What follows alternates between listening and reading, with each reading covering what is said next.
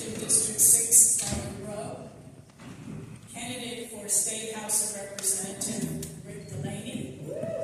And candidate for the House of Representative, District 6, Dakota Logan. And our moderator, please welcome Scott Loftus, who's the owner and editor of the Carroll County News, the Eureka Springs Times Echo, and the Eureka Magazine. And Scott will outline the rules of engagement. Scott. Thank you. Thank you all for being here. Rules of engagement. Candidates will realize that the message is important. We ask that you please respect the time clock. Keep your response to questions asked. Always speak when you have the microphone and remain respectful of others. Can everybody hear me okay? About that's better. Awesome. I'm scared around. Okay. We drew lots earlier to determine the order here. And so we're going to start with Harlan Rowe. Harlan will have 8 minutes.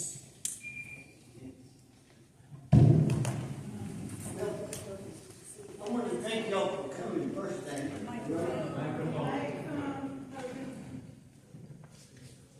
How about right here? Can you?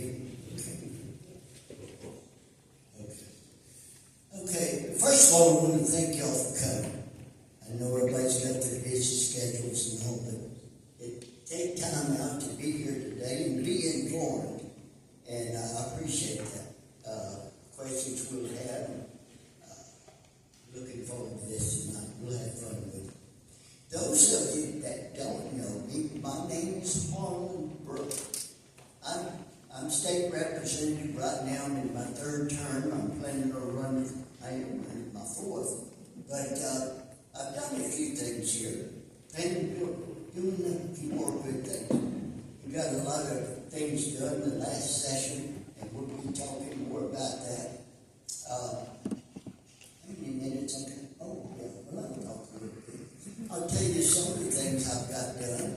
It's the fact that one of the things that would be the first thing we got teachers get raised. I know they're excited about that, the teaching part. Not only that, but we got the Freedom Act in education.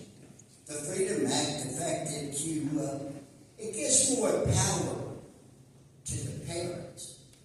And they have power, and who knows more about the kids, which will the kids to be taught in their schools with the parents themselves.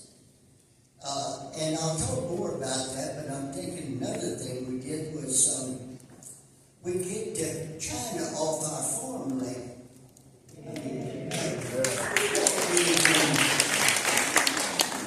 Them owning land over here, and most recently, we've also kicked them off of buying property around bases, army bases, stuff like that. No other country needs to buy land around our military bases.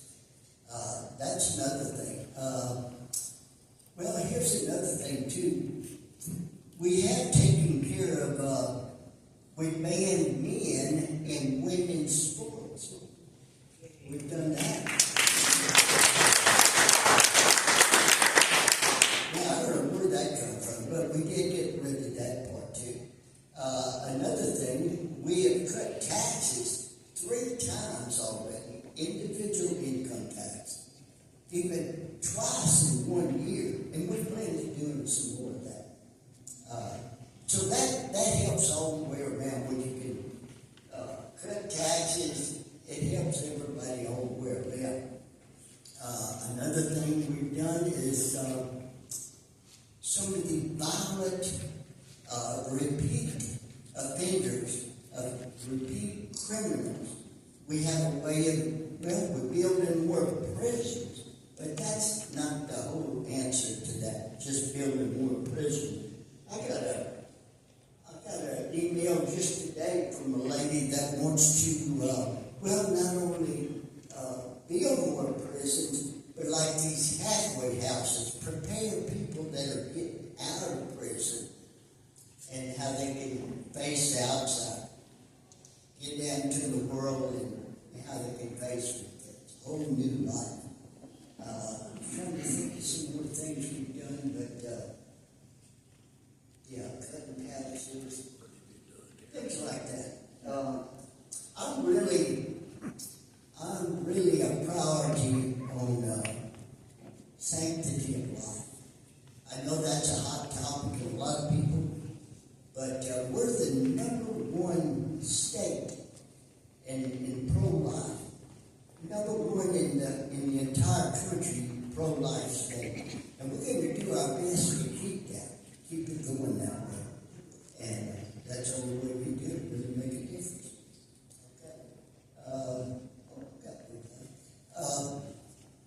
Let's see, other things we've done, all about pro-life. I'm a veteran as well, Navy veteran, may have some Navy veterans in here. I sort of say, raise your hand, anybody more veterans, and not just Navy, but hey, veterans.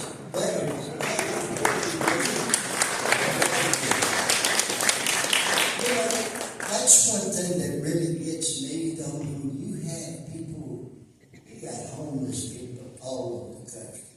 But when I see homeless veterans, I mean, everybody has their own worth, and everybody can contribute. But the fact that it just tears me up to, especially in Little Rock, there's homeless people everywhere you go. And when I see homeless veterans, and we get millions and millions of dollars to countries that don't even like us, that gets my attention. That's another thing. We'll have time for some more questions, but I was trying to think of anything else. Yeah, I think taxes, we'll do some more of that. We passed more, even in, we passed somebody asked me the other day, why do you need new laws? We need new laws like for people going through school zones and having cell phones, get off them cell phones in construction areas and school zones. We passed some laws for that as well. Let's see, I'm trying to think of some more that we've done. But I want to make a difference. Some of these, we've got a lot of things to do, a lot of things that are priorities, and we will make a difference. I yield my time back to somebody else. Thank you, Mr. Rowe. We should mention Mr. Rowe is the Republican candidate in this race. Next up is Dakota Logan, Libertarian candidate. Good evening, everybody. Can everybody hear me? Fantastic. My name is Dakota Logan. This is my second time running for office.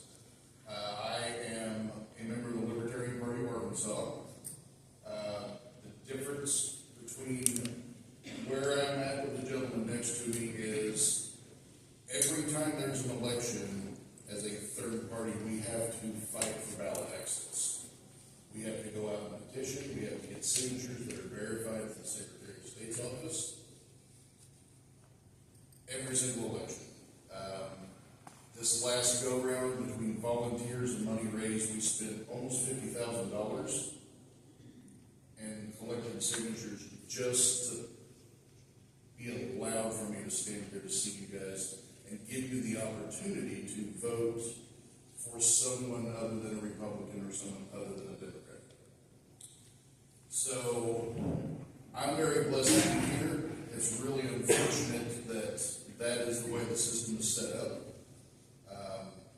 In fact, we had to go to the federal court during the last election to deal with the state legislature trying to change laws to make it harder for us to obtain ballot access by shortening the amount of time that we had to collect signatures and raising the number of signatures that we had to collect.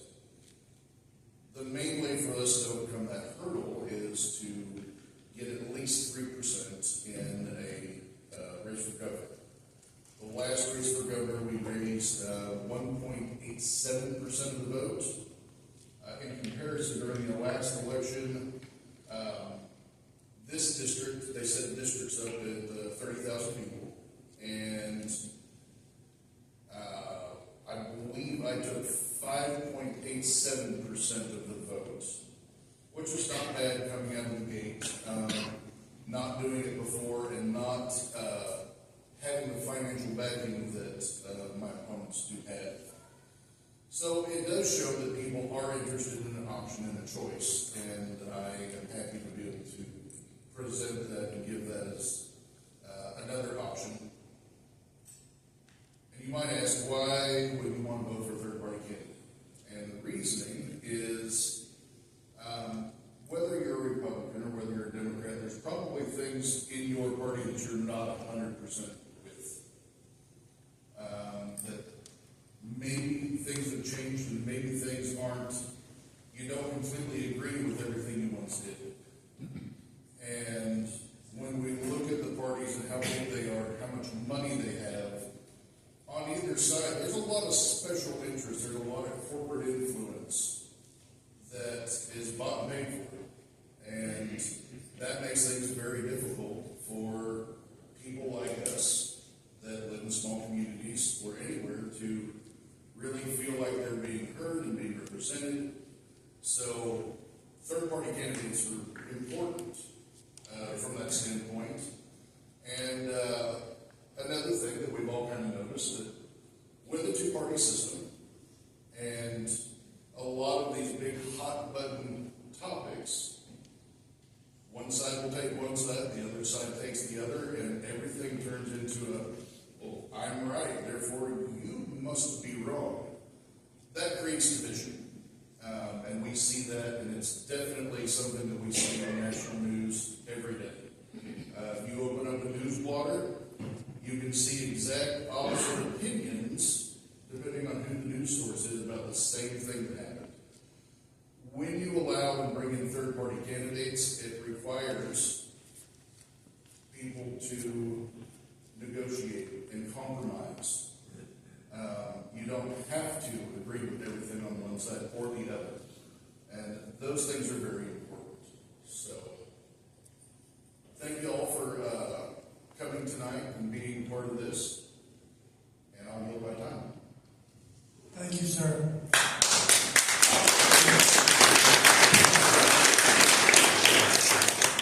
Next up is Rick Delaney. Hi everyone, I'm Rick Delaney. I know some of you, I don't know a lot of you. I have been living in Carroll County for about 15 years now. I'm very happy to live here. I think some of these beautiful spots in Arkansas. I wanted to tell you a little bit about what I am and who I am. I lived in West Texas for my growing up period. I was there until I was 18 years old. Then I started moving around to big cities. Finally decided I'm done with all that. We moved to Big Springs and I've been back ever since. I retired a couple of years ago, and as most retirees, I found that I needed something else to do. I got involved with Flint Street. I was volunteering down there. I also got involved with ECHO when they were doing the drive-through vaccinations during COVID. And it was really an eye-opening experience for both of those things when I was doing it. ECHO, I saw how many people came through wanting that vaccination, wanting to make sure that they were safe, wanting to know how they can keep other people safe with their masks and their vaccination. So that was really good. When I started working in Flint Street, I came in as a volunteer. The first day I was there, I was splitting bad zucchini from good zucchini. So, hey, you know what bad zucchini smells like, you know what that day was like. But it was really fun, and I enjoyed it, and I came back the next day, and so I have continued on. It's been a lot of really satisfying work. We are providing food for about 150 families a month, and that goes into probably about 500 different baskets of food. These are needed. We have a problem with food security in Arkansas. It's really a shame. I want to talk more about that in a little bit. just wanted to tell you a few more things. I got involved with Chris Jones' campaign in 2022. Was really excited about that. I thought we had an opportunity to really move toward the future in Arkansas. Well, we know how that turned out. But I thought, okay, let's see what Sanders has in store for us this next year. So I kept a very close eye on the legislature and what they did in 2023 and what they didn't do in 2023. And my thought was, I can do a better job at this. So that's why I'm running. I mean, that really is, and I had some encouragement from local Democrats, had some encouragement from my family, from my church, and it really convinced me that this was the right thing to do. I'm focusing my campaign this year on education, health and security, and personal freedoms. You know, the education, the LEARNS Act was passed, you know, it was given to them, please pass this, they did it, was kind of a rubber stamp, but there are some very good things about that LEARNS Act. I like a lot of it. I like the $50,000 for new teachers. But I was also concerned about teachers that had 20 years experience, and, you know, they kind of got a shortchanged deal on that. So that was bothersome. Some things that were neglected from the LEARNS Act. We didn't do anything about pre-K. We didn't do anything about kindergarten for kids. We didn't do anything about summer programs. Now, that is, you start them early, get them in summer programs, and you're not going to have a problem until you can see later on. Keep the kids occupied, keep them busy.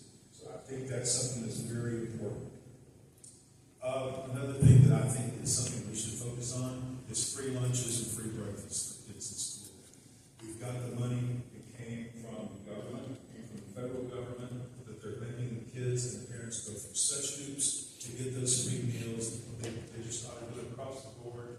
If you're enrolled in Eureka Springs schools, or Berryville schools, or Lead Hill schools, or Green Forest schools, your breakfast and lunch is free. We don't want kids to go to school.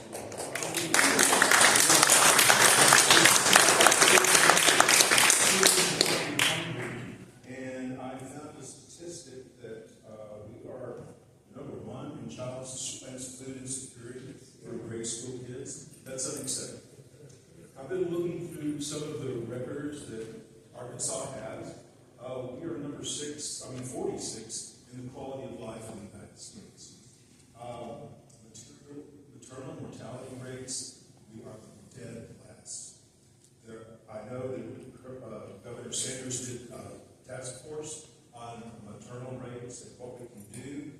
I'm not real satisfied with the recommendations that came out of it, but it's something that we need to pursue because we've got to make sure that our mothers and prospective mothers have corrective prenatal care. We need to make sure that they have care after that child is born. I read in this paper today that Newport, Arkansas, had to close their delivery operations in their hospital because they have no OBGYNs. They just don't have facilities to do it. And the sideline and fine print of that article is that over 50% of Arkansas counties do not have maternal care available. They have to go to Fayetteville, and somewhere Rogers, anywhere else. We need to focus on that. That's not acceptable. We shouldn't have to make mothers do that kind of drive. If they've got some kind of problem, they still have to go, to Fayetteville or emergency services. So I think we need to do something about that. They call what we're in as a maternity care desert. And like I say, it's over 50% of the Arkansas counties now, and that's just not right. I also learned from this one article in the Democrat Gazette today that more than half of Arkansas births are covered by Medicare. Now, one of the things that the task force came up with for Governor Sanders was to start doing some Medicare work, but we know how the Republicans and the Democrats think about it. So, I'm sorry, Medicaid, I think that's what it says. Anyhow, we've got to do some work. We've got to do some work on food security. My work at Flint Street has shown me we have a real problem. It's not just in Little Rock with the homeless. It's in Eureka Springs with the homeless. It's in Berryville with the homeless. It's everywhere. We need to do something to help these guys. And you're right, veterans, that's horrible. We see them come in and we get to work and do everything we can. I'm running out of time. I have one more thing I want to talk about, and that's personal freedoms. I've looked at the legislation that was passed in 2023 and then some of the special legislation that was done this year as far as voting rights. They're making it really hard to vote. If any of you tried to absentee vote this year yet, you're in for a surprise. They have changed the rules. You've got to provide justification on why you need it. The Citizens Initiative rights, we've seen what the Secretary of State, what the Attorney General, and what the Supreme Court have done with these petitions. They just said they're invalid. The motto of Arkansas is the people rule. If we can't get petitions on the ballot, we're lost. Thank you. I appreciate your time. I appreciate you being here, and especially the Holiday Island Chamber of Commerce for having us. Time is over.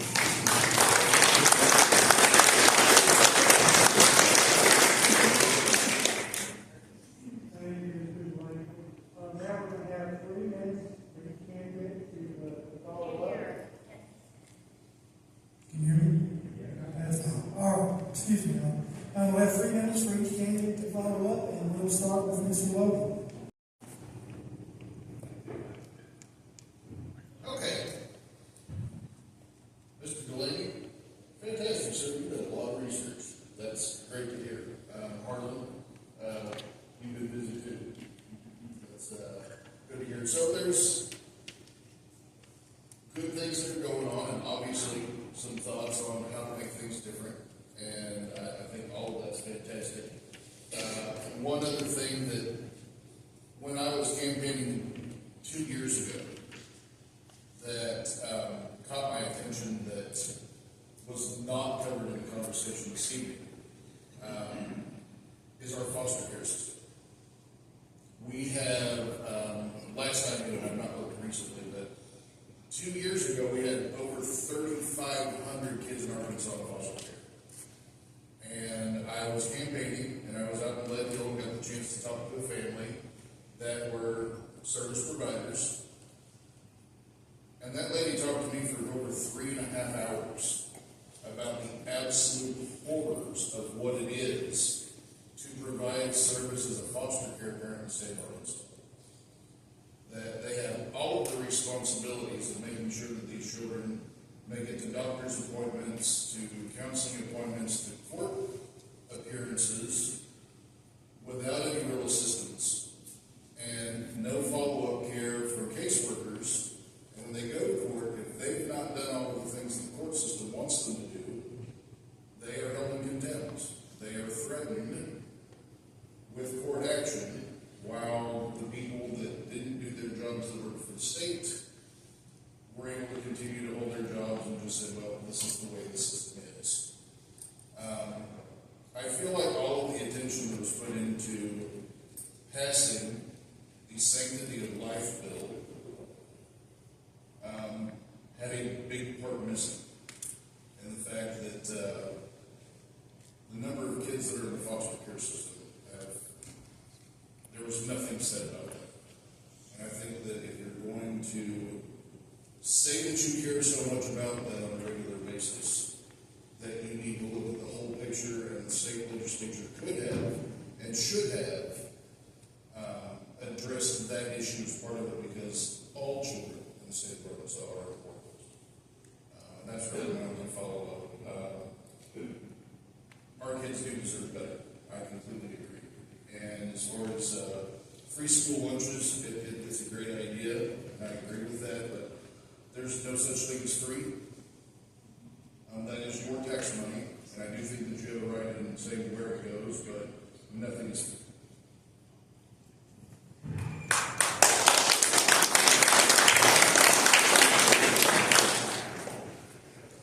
Thank you, sir. Mr. Delaney. Well, I just want to say I agree with Dr. 100% on the foster care problem. It is a big issue in Arkansas. Microphone closer to my mouth. Okay. All right. There's been a lot going on. I mean, we're seeing alienation between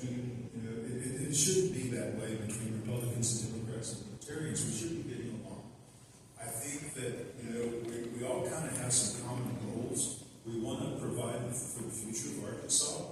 We want to make sure that this place stays beautiful. We don't want to tear up what we've got, but we need to get above last place in everything. That's going to take some work. It's going to take some tax dollars. Now, we took surplus this year and we gave everybody a tax break. What's going to happen next year when we don't have a surplus and we need more money?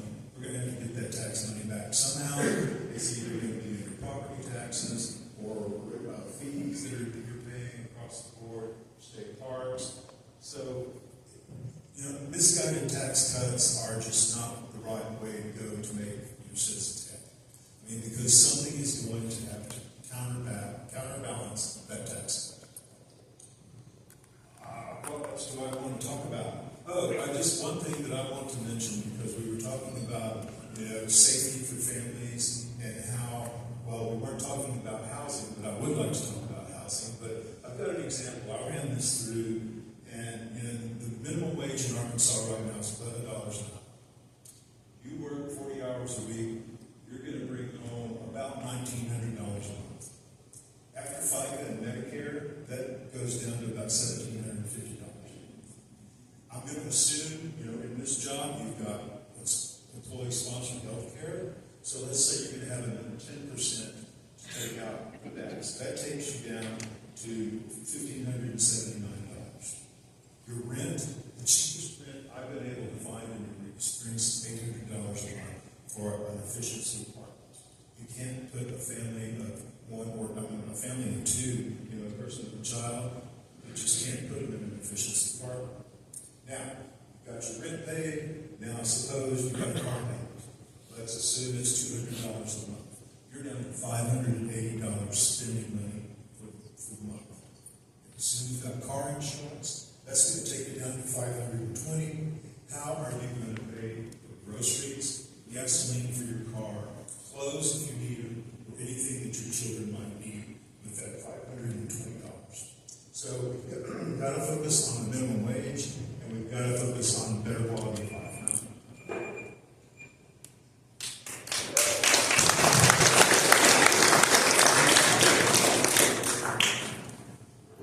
Thank you, sir. Now we're just Mr. Ruckus. Talking about food insecurity. Yeah, and that's not good at all.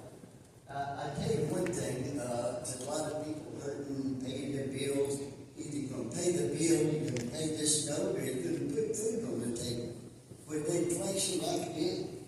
But I'm glad to say that not last week, but the week before, I went to 2 different food banks. I had one here in Eureka and then one in Berryville. And it really done me good to live. I was just blessed to be able to give them each a check. And when can we spend that? Yeah, you spend that on whatever you want to. You got something, you just need food or a refrigerator that's down, whatever it is. And they were glad to get that. I mean, they were thrilled. They got so many people there. A couple of, and the other one in Berryville was loaves and fishes. But they got to go to a lot of food there. But it's growing all the time, the need to feed more people.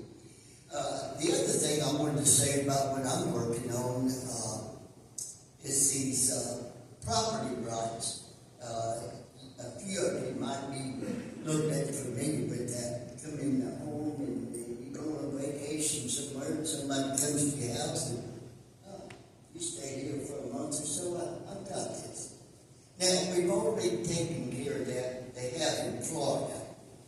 One thing Governor DeSantis did, taking care of that, and we're going to mirror that same thing here in Arkansas. We're not going to have this squatters' rights, if you get what I'm talking about. It's more like the squatters' rights. We're not going to have that. We want to replace it with property rights. And more that's going on all the time. So, just some of the things we're working on, and the next time around the session starts in January, we'll be working on, it's not guaranteed, but we'll be working something like chaplains in the schools. It's sad, Dave, to think we have to have that nowadays, but the way the discipline problems are now, be working on it. Okay.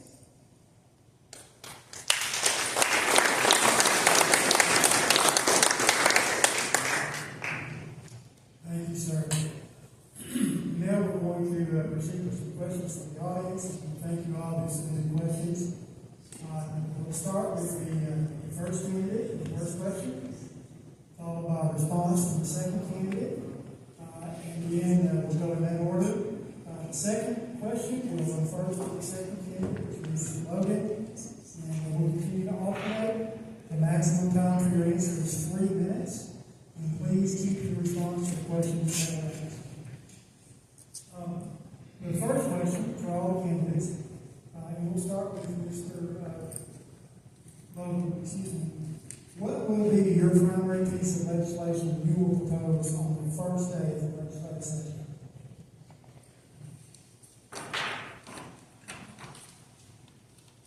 So the first piece of legislation that I would work on, I would be working with Michael White out of Little Rock.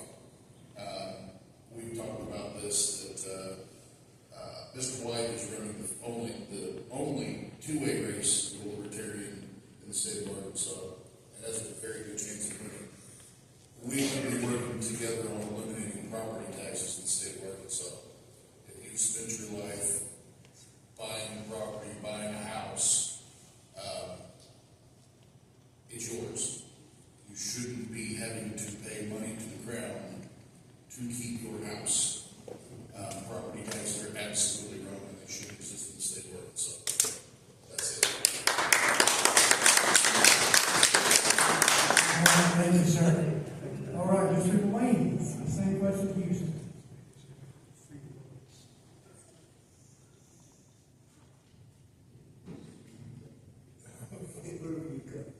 All right. Well, I think the most pressing issue right now, in what I see in day-to-day work, is the food insecurity. It's not just Eureka Springs and our food banks; it's all over the state. We are, let me find that list. We are number 50 in food insecurity. So it's an issue everywhere. You know, everybody knows the price of groceries has gone up. The price of groceries for the food banks has gone up too. But, you know, you've got a family coming in with 4 or 5 kids, and they take a basket of groceries. That's still not enough for them. We can't give them what they need for a week's worth of food. So there's got to be something, and I don't know the right answer to that, but I think it's a task force just as important as coming up with a task force for maternal care, or coming up with a task force for how we deal with firearms. You know, this is an important thing. People of Arkansas need some help here, and I think that would be something that could be really something that I could do and help with. So I would really like to do that. The thing I want to answer something about the property taxes. If we don't have any property taxes, state taxes are going to go up. If we don't have any state taxes, property taxes are going to go up. So, you know, it's like, okay, which one are you not wanting? I agree. I think the Homestead Act, the offer, and especially senior citizens and the raise we got on property tax exemption just this summer, were needed. But, you know, you're going to have to pick your evil here. It's either going to be property taxes, sales taxes, or income tax. So that's my thought. We need to work on those two things, and that will probably keep me busy if I'm on the first term. Thank you.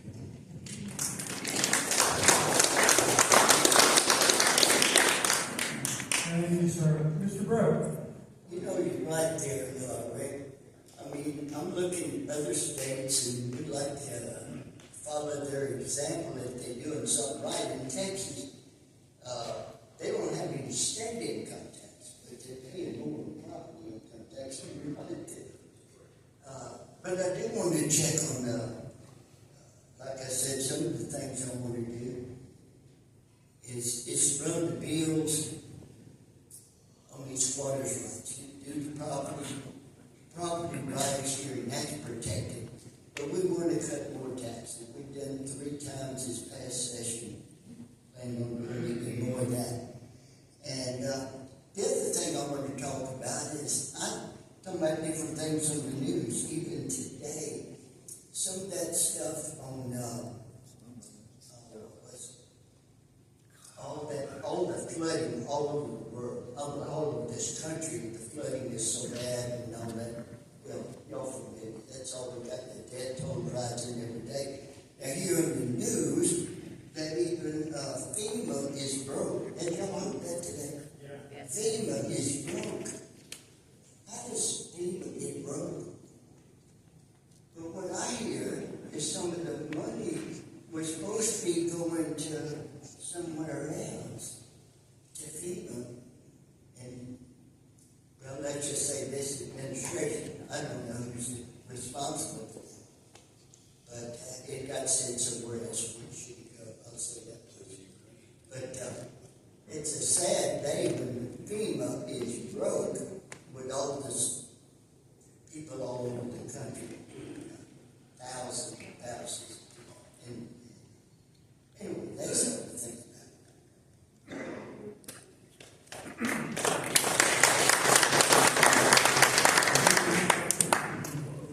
Thank you, sir. Our next question will start with Mr. Delaney.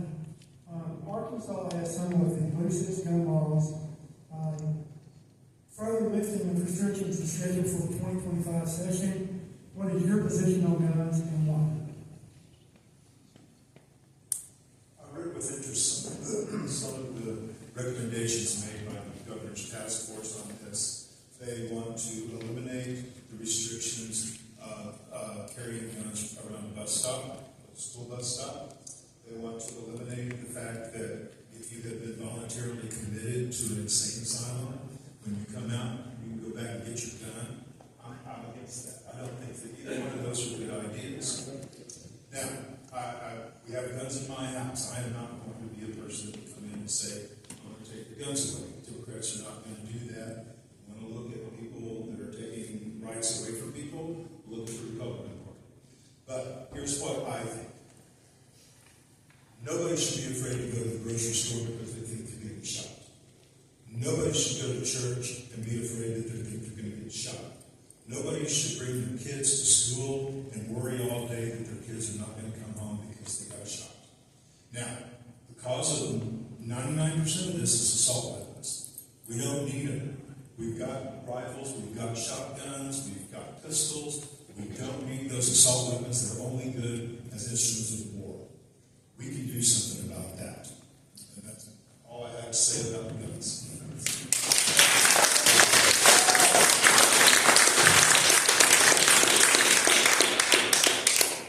Thank you, sir. Mr. Brown. I like that. I do think everybody ought to have guns. If you want the guns, if you want to protect your family, the Second Amendment that's what it's all about. Protecting your own home. We've seen what it was like in Israel and all over the country. I don't know if y'all seen the video when they come in your homes. Even in Israel today, and I know it's God's chosen people and they've been through every lot. But the fact that I seen the video that day, October the 7th, when they all come in just massacred people, and they didn't knock on the door, they just knocked in. But see, people over there don't have the right to carry weapons like we do here. Anywhere it is, the military. But not people. They're all in the military. Oh yeah, military. Oh yeah, military, sure.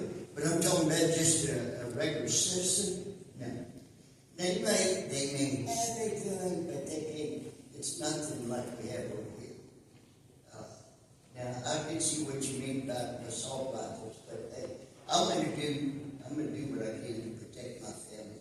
I don't want to. The Second Amendment, I'm all for that. We do have this, the most recent was to stand your ground. You have the reason, the ability to walk away, but when you're confronted and your life is in danger, you know, it's good to have a gun.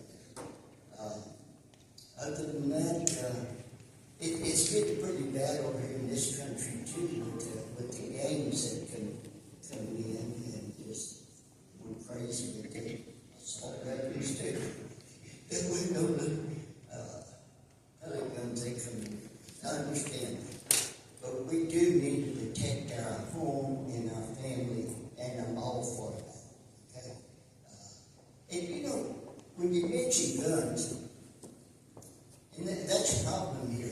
But it's most of the time when somebody gets shot or shot up at the school or something, most of the time, I don't think it's ever happened that it's an NRA member or somebody that's got concealed carry.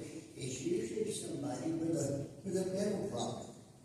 And we need to address that more of the mental problem here in this country, this state.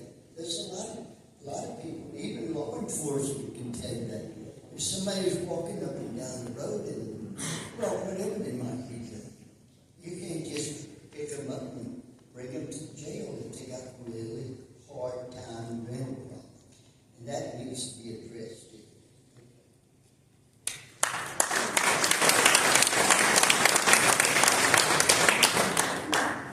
Thank you, Mr. Rowe. Now we'll hear from Mr. Logan. Okay, to address the gentleman in the front. I understand what you were trying to say. Yes, you are correct. In the country of Israel, every single person in Israel serves 2 years in the military, which means every single person there is trained how to fight, how to shoot, how to run equipment. They're also taught life skills, and they're also given education and health care. If we were to follow in this country a similar model where every United States citizen served 2 years in the military and then received the rest of the benefits that people in the military had, where they were receiving post-secondary college education that put them in trades that were useful to the entire country, and they were given health care, that is a path that this country could take, and it would make a whole lot of sense. So, I understand exactly what you were saying. I also agree with Mr. Brewer. We have a huge mental health problem. I'm the youngest candidate here. I'm 45. School shootings didn't start. Columbine happened in my sister's age group that was 4 years younger than me. That was the first school shooting that made national news. And it has obviously only gotten worse. But what we've seen with everything else, whether you want to talk about implementing more laws, we've got laws on the books that say that you're not supposed to drink and drive. But there's a ton of people in the Carroll County Detention Center right now that are drinking and driving. Chances are you're going to meet somebody that's drinking and driving on your way home tonight. So implementing more laws does not always fix a problem. Education does. That, I think, is really the way forward on that, is education. Teaching people proper care, proper usage, proper storage, gun handling safety, the consequences of, hey, there's no respawn point in life. If you play the video game and you play the shooter video game, there's no respawn. If you make a choice like that, there are consequences. Human life is important, it's sacred. When you make choices like that, you hurt more people than you ever know. Everybody is important to somebody. There's those differences, and that's where I think that there's a little bit of a difference. So Thank you, sir. All right, on this next question, we'll start with Mr. Breaux. Over the past 6 or 8 years, we've seen our state tax rate reduced. We've heard that there may be another reduction coming. Can you speak to that, and what's your position on that would be? Yes, the only thing I can tell you, we do have another tax cut coming. Just how much it's going to be, I'm not real sure about that. But, yeah, we want to reduce it, well, enough to where we wouldn't even have any individual income tax.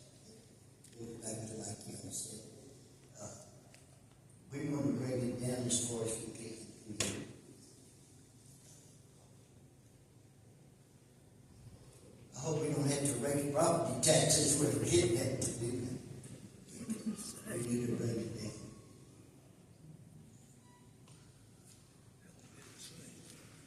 That's what I wanted to tell you. All right, thank you, sir. Mr. Logan?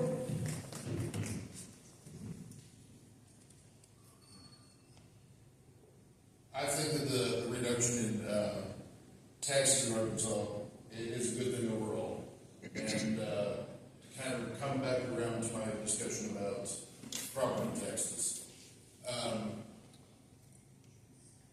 Number one, I think that any of the three of us that made it into the legislature, one of the best things that they could possibly do is really push hard for an audit of every government service. We know for a fact that there is waste. We know for a fact that there is corruption somewhere, that there are people who are taking benefits and skimming off the top. We see it in county government, we see it in city government. It's on a state level, it's on a national level. All of us know that Congress would make $174,000 a year, but they're all millionaires. How did that happen? And Mr. Bro laughs about it, and I don't mean that derogatory at all. We know that it happens. It's an acknowledgement that this is not the way it should be. So an audit would be the most prudent thing that we can all ask, and we should demand from whoever is your next state representative that they really ask for accountability in where is my tax dollars going? Where are those dollars actually being spent? I want transparency, and I think that you all should want and that you all deserve that also. If we had that transparency, and if we knew where those tax dollars were going and everyone was transparent about it, I think the money we have would go a whole lot further, and there wouldn't be the need for property taxes. And we could change things. I know that Texas tax system is different, but sales tax is a consumption tax, and maybe that's a different answer. But I don't think that being taxed on things that you already own, when you were taxed on the income that your labor when you earned it, and then taxed on the sale when you bought it, and have to continue to pay taxes on it when you already own it, doesn't make any sense. And that's where the elimination of property tax comes in. If you've already paid taxes on it when you worked for it and when you bought it, then it should be yours and it shouldn't be able to be taken away when you don't pay taxes on it to keep it. And that was my point. Good point, too. Can I speak more? Do you mind? Okay.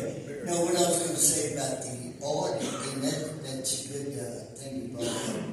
Because every municipal city, town is audited throughout the year.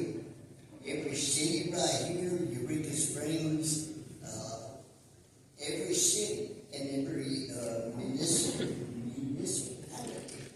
they are being audited year-round. And so everybody is audited. And I've seen through some of those sections there in really small towns that are really hurting, and they'll try to pay back money and never live long enough to pay back some of that stuff. But yes, they are audited. Thank you, sir. Mr. Delaney? We're talking about taxes, right? Yes. I've lived in Tennessee and Texas, states with no state income tax. Property taxes, sales taxes, they're off the roof. They are incredible.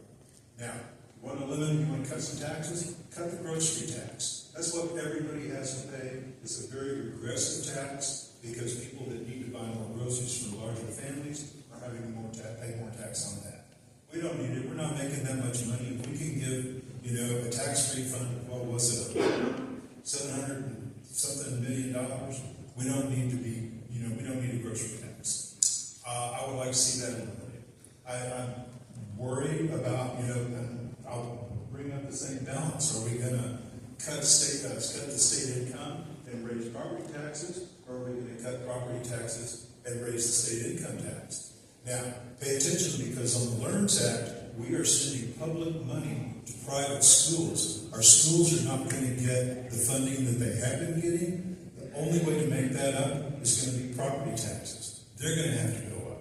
Now, I realize you're in Springs, we've got kind of a special condition there. That's not the case in Berryville, it's not the case in Lead Hill, it's not the case in Green Forest. So we have to think about that. So I don't approve of giving public money to private schools at all. And I didn't get you onto that subject because I would go way more than my 8 minutes a lot of time. So I just, if we're going to cut taxes, let's do it strategically. Let's make sure that we're taxing, we're cutting the taxes for the right people. We don't need to give corporations any more income tax breaks. We don't need to give people making over $700,000 a year a bigger tax, and that's misleading, because we all got the same tax cut at a certain level this year, but theirs is a little bit higher, and they make more money, so they're going to bring more money home in their paycheck. So I think that we should be taxing fiscally responsible, but we need to be careful where we cut taxes and where we raise taxes.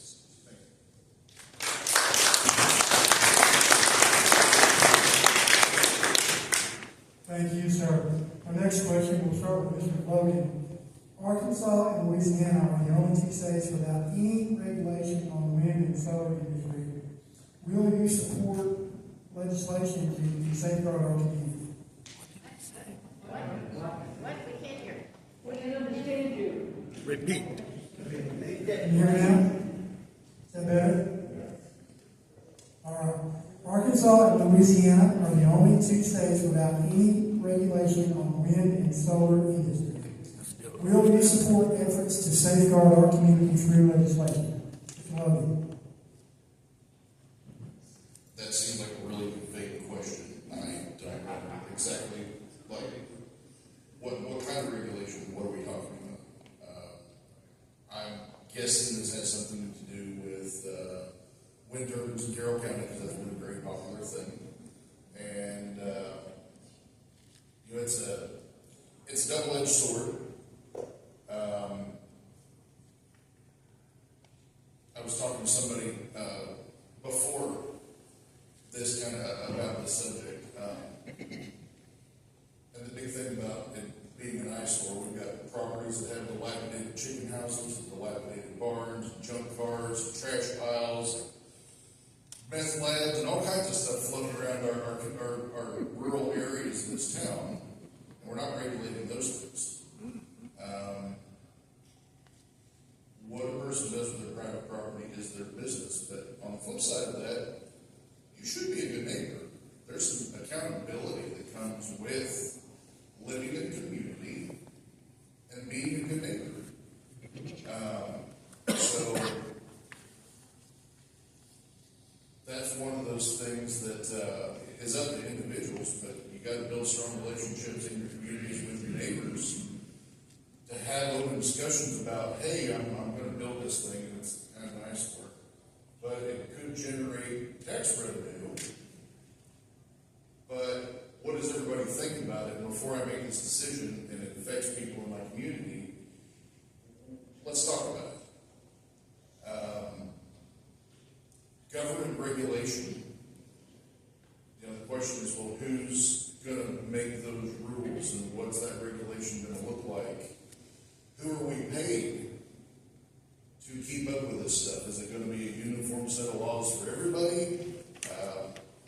I heard that like ABC for breweries in Arkansas, there's 3 different people that do the regulation of breweries in the state of Arkansas, and all 3 of those people do not have the same set of rules. It's kind of the Wild West. So what does that mean? So I think that is a good question, but it needs some more detail as to what that means. Thank you, sir. Mr. Gordon.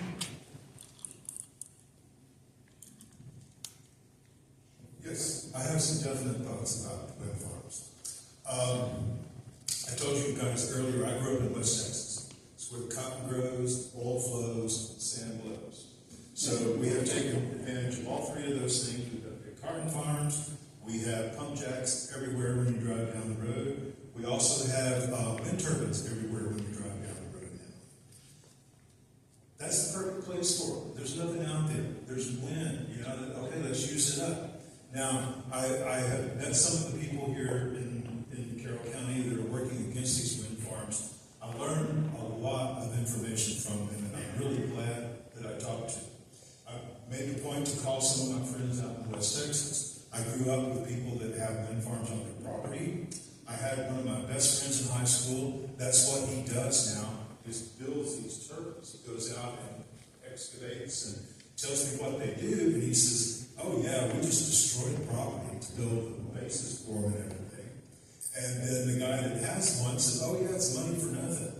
Well, yeah, okay, maybe it is, but you are doing damage to the environment. Now, I drove out to Highway 130 and looked at where they are proposing to put these wind farms. It is beautiful. They don't need those wind farms there. They don't need them building these massive foundations that are going to destroy the limestone around the property. It's just horrible. And I don't, I used to joke with them, oh, that's District 26, it's not my problem. But it is my problem after last week, because we've got another energy company from Oklahoma looking into northern Carroll County, and they want to put wind farms out there. They're putting their feelers out. They want to do it. Now, personal property is an issue. I mean, we have personal property rights in Arkansas, but there's got to be some kind of regulation. I know I'm sitting between two people that are anti-regulation, but we have to do something to control this. I've seen some proposals from the county quorum. There are a couple of justices there that want some kind of notification when these companies come in and start doing these feelers. I kind of think they should go through the state before they start going to the individuals. That would work a little bit. But I am totally opposed to wind farms in Carroll County right now. I don't think we need them. I don't think we're going to get enough value out of them. And I don't want to see them destroying the environment. I don't want to see them destroying the roads that go out there. So I'm on board.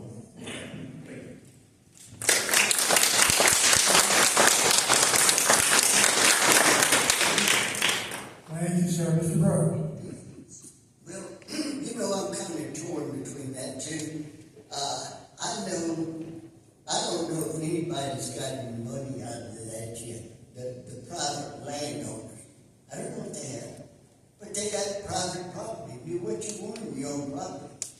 But I know I don't want that on my property.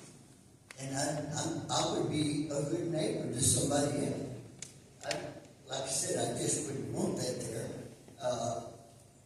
There's so many things. I mean, if you talk to people, like you said, if they're happy with what they got, they're not. Hey, let's learn from other people. Let's learn from what they're doing. They don't like it. Hey, we don't have to go through that. Now, if the ones that have their private property and they getting some paid, some compensation for it, fine. But I know as for myself and me, my next door neighbor, I wouldn't want it right there. That's where I'm at. Thank you, sir. Can I just say one thing? Briefly. Okay, briefly. The money coming from this is federal money going to the energy companies. They're leasing money from private property owners, but you hear about government money, everybody wants the money. So I think we need to really work with the state, work with the regulators, and make sure that we are doing something to where this does not happen. They're already going up along the river, so I'll stop the time's up. Thank you, sir. We'll start with Mr. Brown. How has the Lawrence Act affected public schools in Arkansas, and what is your position on the Lawrence Act? Yeah, I was one of the first ones to sign on to that. I think it's really good. Already they've had some situations where some teachers have even got bonuses from it. If they got a higher grade in the schools, they doing better with some of the ones that are not doing very good, it's a different story.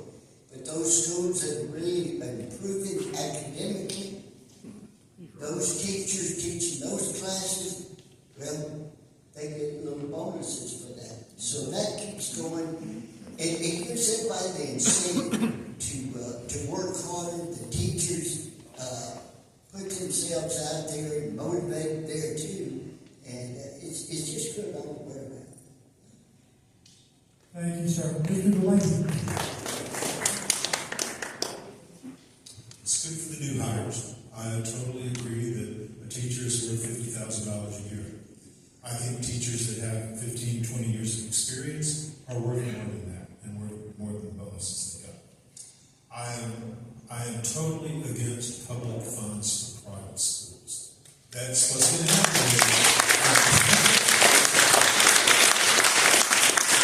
60,000 folks, you know, I'm very familiar with the Episcopal Collegiate School in Little Rock, and that was used as an example so many times. You know, that these are really wealthy people that are already sending their kids to these schools. What good is this refund going to do then? I mean, it's going to take money away. It's going to take money away from our public schools. And like I said before, if we're taking money away from the public schools, it's only a matter of time before we have to raise property tax rates. Now, suppose, I think the amount that we're giving as the educational relief fund this year is $6,800, about that right? So, every one of the students that leaves public schools and goes to a private school, we're taking $6,800 out of the public school's budget. You talk about 4 or 5 people leaving, you're talking about a teacher, you're talking about a librarian, you're talking about a cafeteria worker. What are you going to do? Get rid of them? You still need that. You still need that employee, but you're not going to be able to pay them. So the only way you can do that, and I'm concerned about Eureka Springs because we use our CAPC money to help pay for our public schools. We've got an amendment on the ballot in November that wants to eliminate the CAPC. What are we going to do if they do that? Property taxes are going to go sky high because we're not paying anything for it now. Now, I went and paid my property taxes today over in Berryville, and they do have a poster out front. You know, what is every dollar that you have? So 80% of it is going to public schools. They're not necessarily going to Eureka Springs public schools, but they're going to public schools as a whole. I think that it was 10% for county government and 2% for roads. That's not near enough. We need more for that. But the question was not about roads. So I'll stop. Thank you. Thank you, Mr. Delaney. Okay, you were close on that, Rick. It's, you said 68, but it's $7,600 per student. But, you know, all that's good if you just love your public school. And that's good. I went to public school myself. Suppose now you don't like that school, or it's not performing well, or suppose, well, for whatever reason, you don't like that school. And you don't like let's say it's not performing well. Your kid has trouble there. Let me be a little more specific. Let's say they have a lot of crime and bullying and even dope. Believe it or not, they have dope in some of the schools. Okay, what I'm getting at is if you want to homeschool that person, that's where educational freedom comes in. If you want to teach your kid at home, then that money falls in.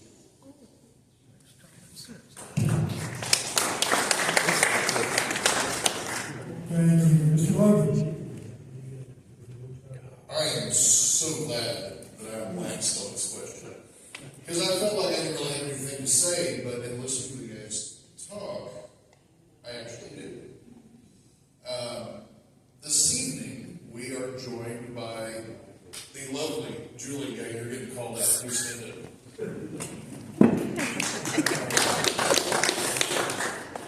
met Julia because she was a classmate with my children. I pulled my children out of Eureka Springs Public Schools when they were in middle school because I was absolutely unhappy with how things were going and knew that I was absolutely powerless to do anything about it other than make a move. And I was blessed in the fact that I was a mechanic that worked from home. So that gave me a huge advantage over a lot of people. And I understand that, and I did say blessed because I was. But in meeting Julia, I put my children in Arkansas Connections Academy, which is an online school. It's accredited. The teachers are all accredited. It was a wonderful program. It allowed my kids to basically go to school from home, which wasn't a very popular thing. There was about 300 kids in that school pre-COVID. Then COVID happened, and then that school jumped to 3,300 students in, what, Julia, about a couple months? Yeah. It was amazing. But Julia is a product of Arkansas Connections Academy. She is one of the brightest shining stars that our community has as far as a young woman who is an entrepreneur and a go-getter and getting things done. And you have the opportunity to ask her yourself how she feels about the public education system and how she was given the opportunity to be homeschooled and to do Arkansas Connections Academy, but having those choices were important to her. There are other alternatives to private school. My tax dollars still went to Arkansas Connections Academy. These were Arkansas teachers. They were being paid. The difference was that there wasn't a brick and mortar school. Tax dollars were going to pay air conditioning and school lunch bills and all of those things. I was able to do that at home and not have the influence of children, all of the other kids and all of the negative social things, up to and including school shootings in my home. And it's not an opportunity for everybody, but it does